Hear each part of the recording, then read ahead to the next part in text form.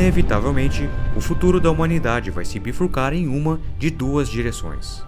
Ou nos tornaremos uma espécie multiplanetária, uma civilização capaz de viver no espaço e em outros mundos, ou ficaremos presos em um planeta até que algum evento cataclísmico de extinção ocorra, inevitavelmente. Quando iniciei o Expansão Astronauta, esse cenário em particular me foi muito inspirador. A humanidade se expandindo para Marte. Algo que poderia ocorrer em algumas décadas.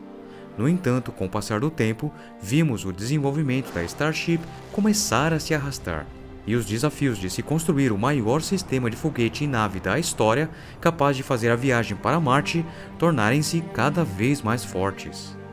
Neste momento, um cenário assim, onde 1000 Starships transporta dezenas de milhares de pessoas para Marte, até que eventualmente tenhamos uma colônia de 1 milhão de pessoas, me parece distante no futuro. Mas não é assim que Elon Musk se sente sobre isso. Seus sentimentos ainda são extremamente otimistas. Em sua mais recente entrevista para a revista Time, ele afirmou que ficaria surpreso se a humanidade não fosse para Marte em 5 anos. Presumivelmente com uma primeira missão expedicionária e de exploração. Mas, no entanto, 5 anos entre agora e a humanidade pousando em Marte. É isso apenas outro exemplo do otimismo de Musk, ou isso é algo que teoricamente poderia ocorrer? Se a primeira expedição tripulada para Marte puder ser realizada em 5 anos, então esse cenário em particular parece muito mais viável dentro de algumas décadas. Contudo, quais são as barreiras para a nossa primeira jornada para Marte?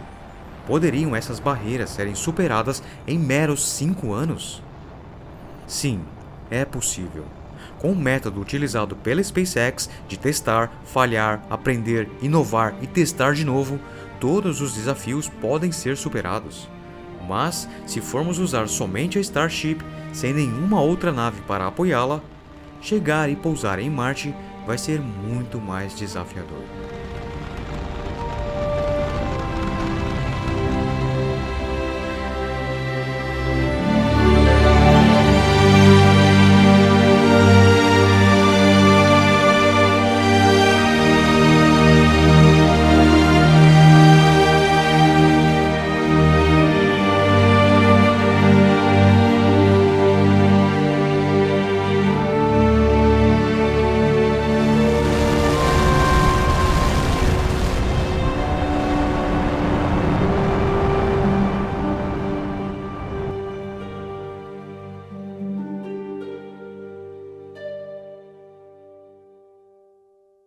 Olá e bem-vindos ao Expansão Astronauta, eu sou o Jeff e hoje vamos falar sobre um assunto que poucos dão a atenção que merece.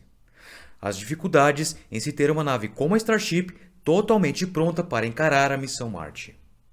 Em minha pesquisa eu identifiquei 3 barreiras, 3 grandes fatores a se superar para que a nave esteja pronta para ir para Marte com tripulação a bordo. Então veja se você concorda ou não, ou se eu esqueci de alguma coisa e deixe suas considerações para discutirmos o assunto.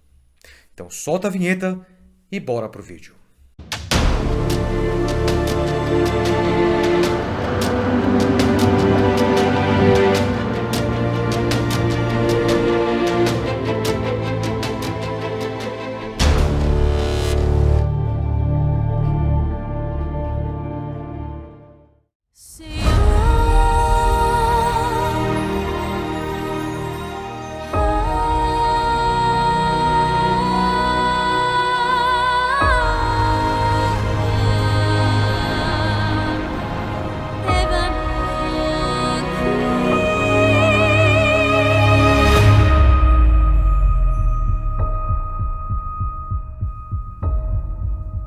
O setor espacial está novamente nas manchetes e despertando o interesse do público.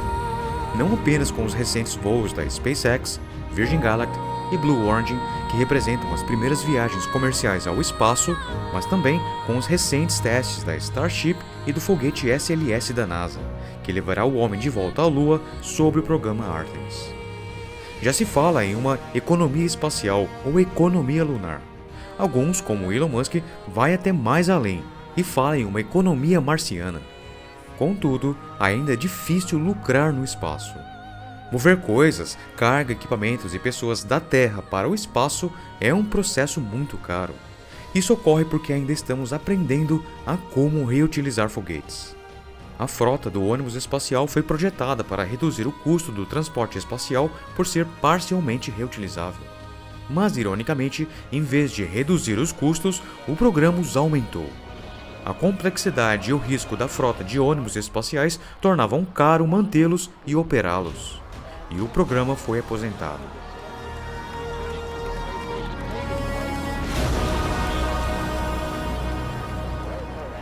Alguns meses após o voo final do ônibus espacial, a SpaceX anunciou planos para tornar seu foguete Falcon 9 parcialmente reutilizável.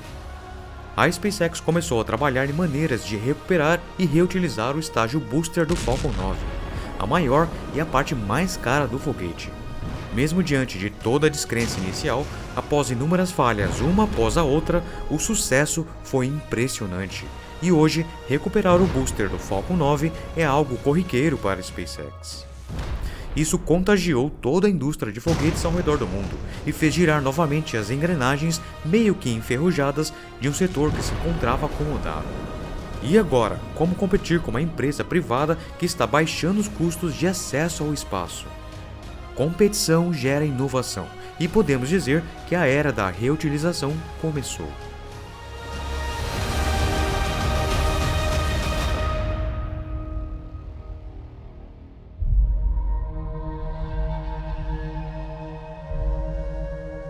Mas o novo conceito em desenvolvimento da SpaceX, a Starship, é insano. 120 metros de puro aço inoxidável, um material muito barato. 100% reutilizável e rápido lançamento seguido após seu uso, além de reabastecimento na órbita baixa terrestre. Seu combustível, o metano, porque este elemento queima quase que totalmente e não suja ou entope os motores. Sua capacidade, até 150 toneladas métricas para a órbita terrestre baixa, que não custará mais do que o preço do seu combustível por lançamento, segundo Elon Musk. E acima de tudo, pode ter diferentes configurações de acordo com o objetivo da missão. Esse projeto será disruptivo e pode destroçar a concorrência na indústria de foguetes quando estiver operacional. E quem duvidaria da capacidade da SpaceX de construir algo assim neste momento? Por isso todos estão correndo e quem não entender isso ficará para trás. Contudo, não é segredo. O maior objetivo do sistema Starship é Marte. E agora entramos em questões críticas desse sistema de foguete e nave.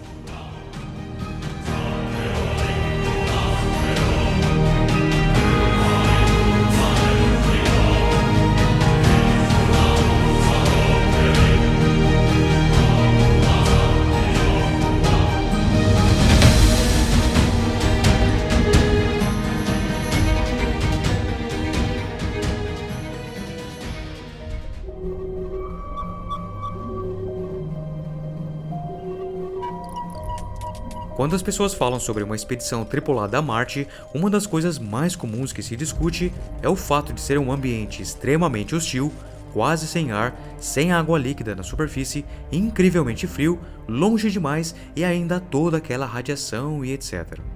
No entanto, a missão Artemis pretende estabelecer uma presença humana permanente na Lua, que é um ambiente muito, mas muito mais hostil do que Marte. As temperaturas em Marte, por exemplo, são muito mais quentes, apesar da fina atmosfera e apesar da distância do Sol, se estivermos falando de uma localização equatorial. A temperatura média em Marte é cerca de 60 graus Celsius abaixo de zero. E embora isso possa parecer bastante, durante um período de 2 semanas, o tempo que dura uma noite na Lua, as temperaturas podem cair até 230 graus Celsius abaixo de zero, uma enorme diferença de quase 200 graus. E as razões para isso são óbvias. Embora Marte tenha uma atmosfera incrivelmente fina, é suficientemente espessa para reter o calor. Marte também tem um dia de 24 horas. Não é um mundo travado pela maré gravitacional como a Lua é, que retarda sua rotação. Sendo assim, não tem uma noite de 2 semanas, e apesar da fina atmosfera, isso faz uma diferença colossal. O que significa que as questões do sistema de suporte à vida para qualquer habitat em Marte vai ser muito mais fácil de manter do que na Lua. Além disso, Marte tem água congelada muito mais abundante do que na Lua, o que é uma necessidade absoluta para criar sua própria atmosfera. E, obviamente, fornecer água potável para as necessidades básicas de sobrevivência e produção de alimentos. E onde eu quero chegar com todas essas comparações? Uma vez que aprendermos a como sobreviver na Lua, com condições muito mais adversas, podemos definitivamente sobreviver em Marte. Tudo que aprendemos na Lua poderá ser utilizado em Marte. No entanto, é a viagem até lá que é uma das maiores barreiras, e é o que Elon Musk tem dito desde sempre.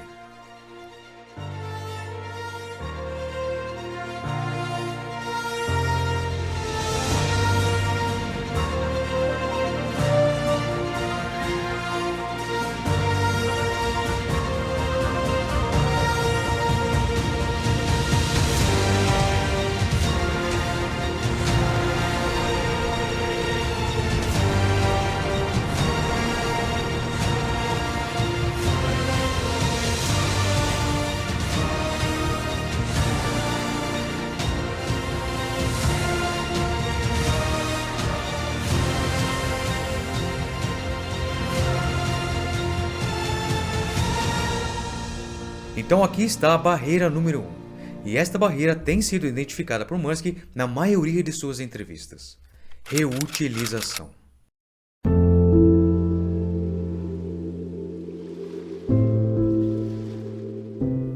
A Starship precisa ser uma nave reutilizável para fazer a jornada a Marte, porque a nave estelar deve ser reabastecida na órbita terrestre baixa por múltiplas naves-tanques ou Starship Tankers, e para a viagem a nave terá que ser completamente reabastecida. E não apenas 4 ou 5 tankers com 100 toneladas de combustível cada um será suficiente para fazer o trabalho, e eu explicarei por que esse é o caso daqui a pouco. A reutilização é algo que não foi comprovado com a Starship, ou mesmo testado ainda. Não fizemos um único salto com o mesmo protótipo. Eu realmente esperava ver isso com o SN15 ou pelo menos tentar, mas esse não foi o caso. E quando Elon diz que a reutilização rápida é absolutamente essencial, ele está certo. Mas até agora não sabemos a capacidade de reutilização nem dos motores Raptor, ou quantas vezes podem ser reutilizados, ou mesmo se o resto da nave e do booster irão resistir um uso após o outro. É mais complicado do que o booster do Falcon 9, que já são reutilizados. Embora a Starship seja um sistema de foguete e naves sólidos produzidos em aço inoxidável, há muitos outros fatores que são desconhecidos. Por exemplo, e quanto ao escudo de proteção térmica? Até agora, as placas de calor que a SpaceX está testando, e eles estão testando uma variedade delas, são extremamente resistentes quando estamos falando de calor. Mas elas têm um péssimo hábito de se desprender da nave, e isso é apenas sobre uma situação de teste ou voo normal de até 10 mil metros. O que acontece quando elas percorrem todo o caminho para a órbita e em seguida a nave reentra na atmosfera novamente.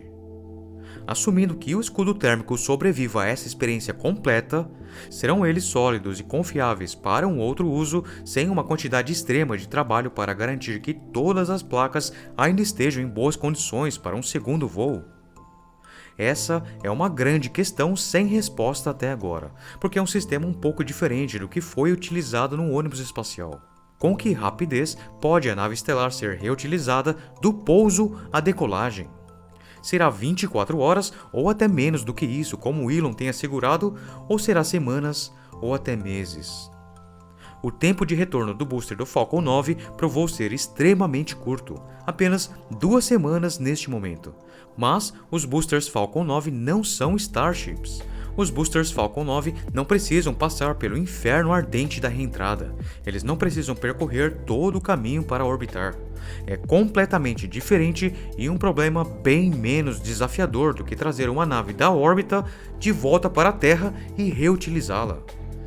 Então, eu vejo algumas questões sobre se a reutilização da Starship irá ou não corresponder às expectativas e às projeções do design original.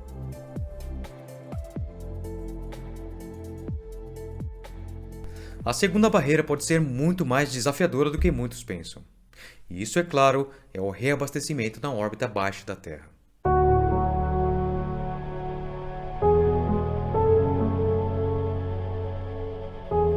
Aqui é onde o desafio do fator de reutilização entra em cena. Você não pode deixar uma nave em órbita indefinidamente e esperar que o combustível sobreviva à experiência. A ebulição do propelente levará aproximadamente 1% do combustível da nave por mês. Agora, isso pode não parecer muito, mas se a nave permanecer em órbita por meses, isso significa que estará perdendo combustível tão rápido quanto se coloca na nave. Então, precisamos de naves que podem ser reutilizadas rapidamente, ou iremos precisar de 12 a 13 Starships na reserva que podem ser rapidamente colocadas em serviço.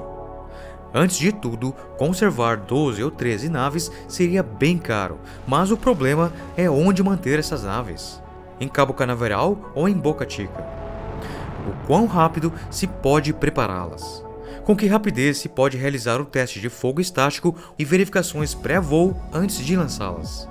São tantas coisas que devem ser averiguadas antes do lançamento que é praticamente impossível manter de 12 ou 13 naves perto de uma plataforma de lançamento, e esse é apenas um dos muitos problemas. Além de que, também tem o problema do combustível em si. Líquidos não se comportam da mesma forma em microgravidade como se comportam aqui na Terra. Fluidos têm a tendência de criar bolhas no espaço. A NASA entende o desafio que é reabastecer uma nave em órbita e tem muita curiosidade em ver como a SpaceX resolverá a questão. Nunca ninguém jamais tentou efetivamente fazer isso. Em microgravidade, fluidos não sobem à superfície, eles ficam suspensos, e quaisquer bolhas criariam obstruções em qualquer tubos de reabastecimento. Então, qualquer tipo de processo de reabastecimento terá que lidar de alguma forma com esses desafios para ser bem sucedido. E até agora, não testamos esse tipo de tecnologia. Apenas um processo simples de transferir alguns galões de água de um tanque para o outro da ISS. Então, há muitas incógnitas quando se trata do reabastecimento na órbita terrestre baixa.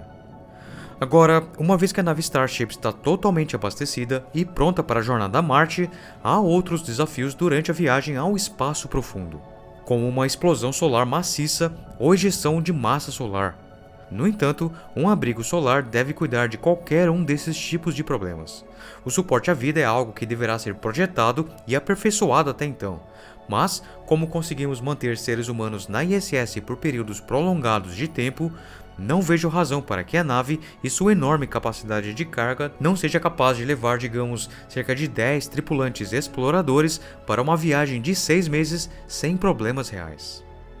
A comida, a água, a atmosfera necessária, especialmente se estiver sendo reciclada, nenhuma dessas coisas representa um problema sério. Questões psicológicas e a falta de gravidade durante a viagem também não são fatores preponderantes. O espaço interior da nave destinado a abrigar tripulação é enorme, e exercícios resolvem o problema da perda de massa muscular. Scott Kelly, astronauta americano, detém um recorde de 520 dias contínuos a bordo da ISS, sem reportar problemas de saúde. A jornada até Marte pode seguir sem sobressalto. Mas é quando a nave se aproxima do planeta vermelho e tenta pousar que as coisas mudam de figura. Entra em cena o maior desafio da Starship. Esta é a barreira número 3. Pousar em Marte. De fato, pousar em Marte já é em si um enorme desafio. Contudo, devido ao tamanho e peso da nave, essa questão se torna ainda mais monumental.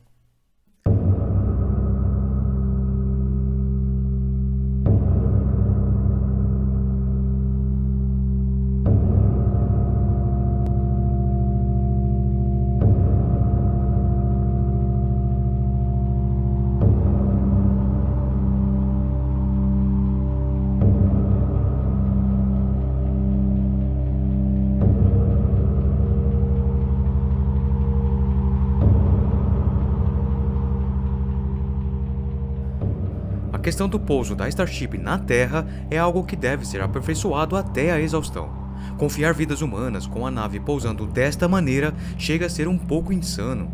Mas em Marte, as coisas se tornam incrivelmente piores. As dificuldades em aterrissar no planeta vermelho levaram à destruição de um grande número de sondas ao longo dos anos, e os desafios, apesar de simples, são muito difíceis de superar. A atmosfera de Marte é incrivelmente rarefeita, por isso, usar a atmosfera para desacelerar visando economizar combustível não é um método tão confiável quanto usando este mesmo princípio na Terra. Na verdade, levando em conta a gravidade menor do planeta, é cerca de 20 vezes mais difícil, porque a atmosfera marciana é apenas 1% da atmosfera da Terra. Consequentemente, a velocidade terminal em Marte é de 1000 km por hora, em oposição a aproximadamente 200 km por hora na Terra para um paraquedista que está com os braços estendidos e fazendo o seu melhor para reduzir sua velocidade. A nave, usando os flaps e as asas, não seria diferente. Sua velocidade terminal, segundo a SpaceX, seria de pelo menos 800 km por hora, e isso está sendo até muito generoso. É como se fosse um mergulho suicida da nave. Agora, eu tenho algumas dúvidas sobre essa simulação da SpaceX. Em primeiro lugar, de que forma a nave sobe de 5 km para 10 km sem usar os motores? Isso é simplesmente impossível e não vimos a nave fazer isso em nenhum de seus testes até agora. A queda de 10 km do protótipo a cerca de 2 km para realizar a manobra de giro é bem precisa, estando a pouco mais de 600 km por hora. Mas uma vez que atinge a marca de 2 km, os motores são acionados para fazer a manobra de giro e se alinhar ao pouso. No entanto, a minha dúvida é: como em Marte, a nave desacelera substancialmente quando está a pouco mais de 2 km, até a velocidade que supostamente tem nesta fase? Para isto, existe uma hipótese. Em tese, a velocidade de qualquer objeto deve cair substancialmente quando se atinge a marca de 2 km. Isso porque a densidade da atmosfera de Marte aumenta radicalmente neste ponto. Então, se você usar essa atmosfera mais densa para desacelerar radicalmente durante os 2 km finais, você só precisa usar os motores durante as últimas centenas de metros da descida. Mas como eu disse, isso é uma hipótese e nunca foi de fato testado.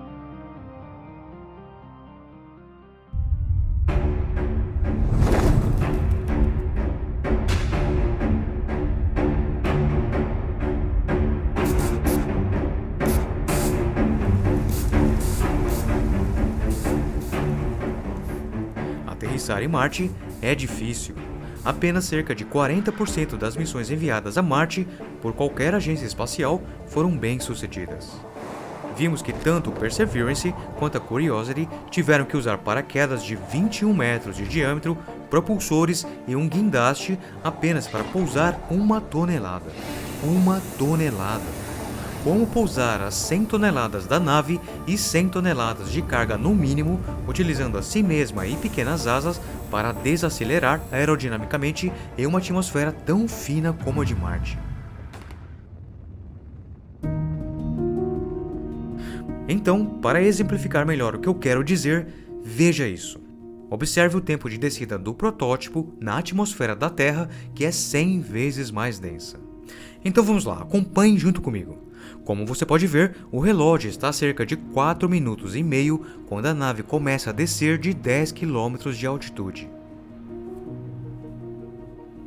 A nave está usando sua barriga e seus flaps para desacelerar e manobrar de volta para a pista de pouso, o que faz com muita maestria, eficiência e precisão. Extremamente impressionante. Mas veja como ela desce rápido, de 10 km até o ponto em que seus motores devem ser acionados. Apenas algumas centenas de metros acima da superfície. Acabamos de passar um pouco mais de 1 minuto. Então, estamos falando de 10 km em pouco mais de 1 minuto. E está prestes a ligar seus motores aqui em um momento, e aqui vamos nós. 90 segundos para ir de 10 km em menos de 1. Isso em uma atmosfera 100 vezes mais densa que a de Marte. O que nos faz pensar que as qualidades aerodinâmicas da Starship vão permitir que a nave desça mais lento ou até mesmo tão lento quanto na Terra. E a propósito, os motores ligaram para proceder o pouso muito próximo do chão. Se estivesse viajando de 600 a 800 km por hora e os motores estivessem ligados no mesmo ponto em Marte, a nave não teria tempo suficiente para realizar até mesmo o giro, antes de se desintegrar com o impacto. o que seria uma visão magnífica e um fracasso magnífico. E é exatamente isso que podemos esperar que aconteça em Marte repetidamente, até a SpaceX resolver este problema. E a única maneira de resolver isso, dado que a Starship não tem como usar paraquedas, é usar o máximo dos seus propulsores. E para isso será necessário muito mais combustível para pousar, porque os motores devem ser acionados quando a nave estiver a vários quilômetros acima da superfície de Marte, e não algumas centenas de metros. E é por isso que a nave estelar precisa ser completamente reabastecida antes de começar a sua jornada, porque deverá ter combustível suficiente em reserva para fazer um pouso motorizado, em vez de tentar uma abordagem aerodinâmica, que sinceramente não vai funcionar muito bem em Marte. Quero dizer, nós vimos a evidência várias vezes, com todos os testes até agora, e não há razão para acreditar que será melhor em Marte. Nunca antes pousamos algo tão grande e tão pesado em Marte.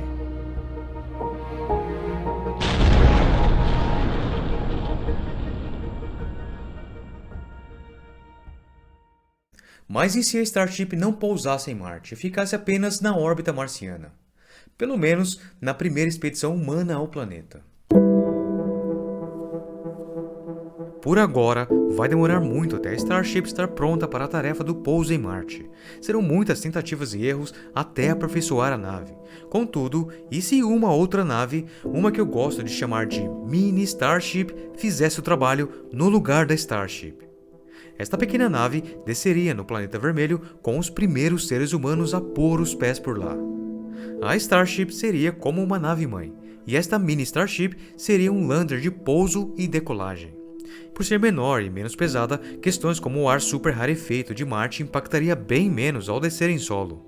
E seu combustível seria especificamente destinado apenas para isso, pousar e decolar de Marte. É claro que teria menos espaço interno nesta pequena nave para transportar cargas e equipamentos ou mesmo usá-la como um habitat. Nada supera a Starship, mas lembre-se que a princípio serão apenas missões exploratórias, não de colonização. Pousar em Marte com uma nave tão grande como a Starship será extremamente arriscado. Muitas das questões já resolvidas aqui na Terra, como a baixa pressão nos tanques ou a movimentação interna do propelente devido a este não estar completamente cheio, podem vir a se tornar novamente um problema para o pouso em Marte, especificamente para realizar a manobra de giro. Por isso temos esse tanque adicional de oxigênio líquido na ponta do nariz da nave, o Header Tank, totalmente cheio para manter a pressão nos motores.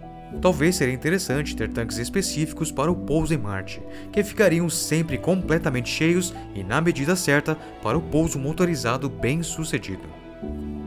Muito provavelmente a SpaceX perderá várias Starships até solucionar a questão do pouso em Marte, mas a boa notícia é que uma vez resolvida todas essas questões e a Starship pousar em Marte com segurança, a primeira missão deve ser bastante simples.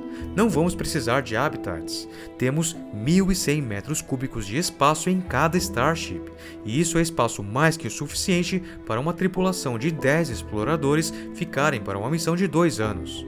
E embora o cultivo de alimentos seja absolutamente essencial, se estivermos falando de uma presença permanente em Marte, mas não precisaremos disso para uma missão de 2 anos. O único ser humano precisaria apenas de 400 quilos de comida por 2 anos. Então estamos falando de apenas 4 toneladas para uma tripulação de 10 pessoas para toda a missão. Talvez 5 toneladas, se você quiser planejar para intercorrências. Então realmente não se precisa de uma quantidade enorme para poder sobreviver. A água também não será um problema. Lembre-se que a água pode ser reciclada com bastante eficiência neste ponto, com quase 93% de eficiência nos dias de hoje. Então você não precisará de muita água. É claro que isso assumindo que não podemos purificar ou dessalinizar o gelo de água que já está em Marte, o que provavelmente podemos. Isso também assumindo que não podemos montar aeroponia ou hidroponia ou aquaponia em Marte para cultivar nossa própria comida, o que provavelmente também podemos.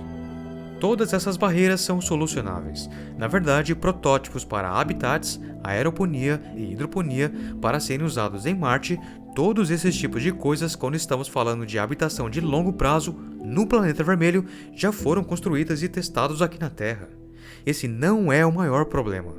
O maior problema é simplesmente chegar até lá e pousar com sucesso. Essas são as maiores barreiras e o resto das barreiras podem ser superadas com tecnologia que nós entendemos. E pensando na criação de uma colônia em Marte, se estivermos falando sobre a distância e a capacidade de reabastecer essa colônia, ao contrário da crença popular, não há apenas uma janela de lançamento para Marte a cada 2 anos, quando as órbitas da Terra e de Marte estão mais próximas e o consumo de combustível será menor para a viagem. Existem de fato 2 janelas de lançamento. Uma é um método convencional, indo da Terra para Marte, e o outro método é um sobrevoo venusiano, utilizando a gravidade de Vênus para aumentar a velocidade de uma nave de carga não tripulada, indo para Marte quando é ao lado oposto do Sol. Este cenário é quase tão rápido quanto o método convencional e permitiria naves de carga para reabastecer a colônia em situações de emergência que exigem que usemos diferentes janelas de lançamento. E centenas de toneladas de suprimentos podem ser entregues aos colonos em um prazo bastante curto. Então não estamos falando aqui de 2 anos ou algo assim. E isso é muito viável para entregar toneladas de painéis solares que serão necessários para criar a energia e fabricar o combustível para voltar. Todos esses problemas são coisas que podemos resolver. Os principais, que ainda não compreendemos totalmente, são os que eu mencionei neste vídeo. E até que sejam superados, tudo isso continua sendo ficção científica.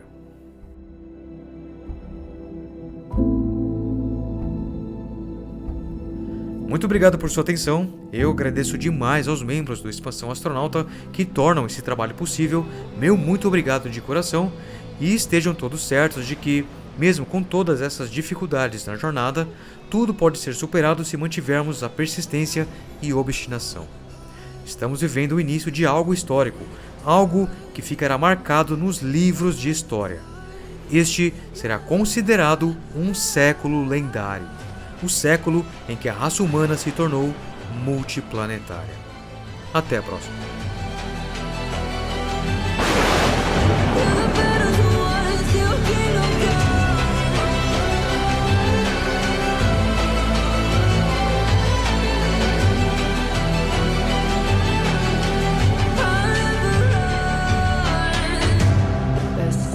Give me your loyalty, 'cause I'm taking the world, you'll see.